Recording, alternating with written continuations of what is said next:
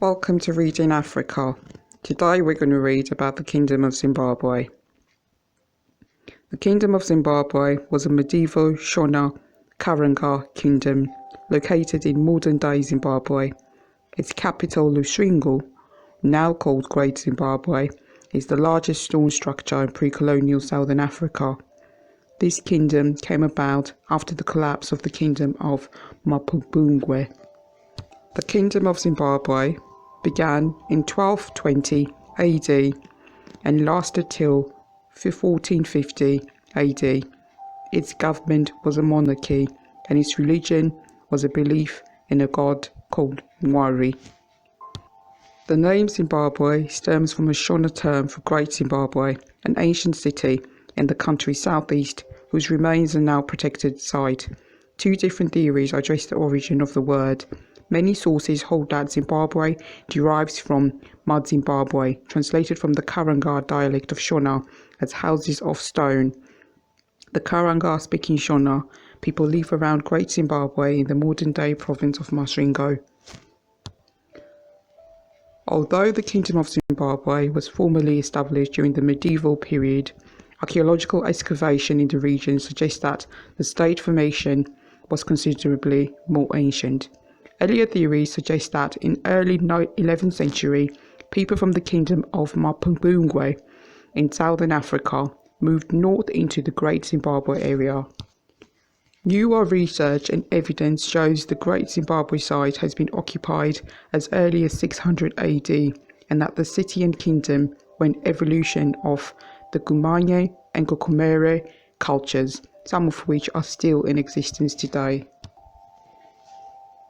The rulers of Zimbabwe brought artistic and stonemasonry traditions from Zimbabwe. The construction of elaborate stone buildings and walls reached its apex in the kingdom. The institution of Mambo, or king, was also used in Zimbabwe, along with an increasing rigid three-tiered class structure. The kingdom taxed other rulers throughout the region. The kingdom was composed of over 150 tributaries, headquartered in their own minor Zimbabwe's. They established rule over a wider area than the Zimbabwe, the Butai, or the Mutapa. The Kingdom of Zimbabwe controlled the ivory and gold trade from the interior to the southeastern coast of Africa. Asian and Arabic goods could be found in abundance in the kingdom. Economic domestication, which had been crucial to the earlier Proto-Shona state, was also practiced. The Great Zimbabwe people mined minerals like gold, copper, and iron. They also kept livestock, as it explained by its theory of cattle hypothesis. In approximately 1430, Prince Nyatimba Mutota from the Great Zimbabwe travelled north to Dande region in search of salt. He then defeated the Tonga and Tavara with his army and established his dynasty at Chitakocha Ngonya Hill.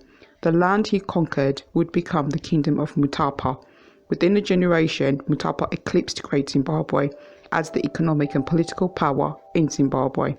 By 1450, the capital and most of the kingdom had been abandoned. The end of the kingdom in 1450 also resulted as the basis of the fragmentation of the Proto-Shona power. Two bases emerged along a north-south axis.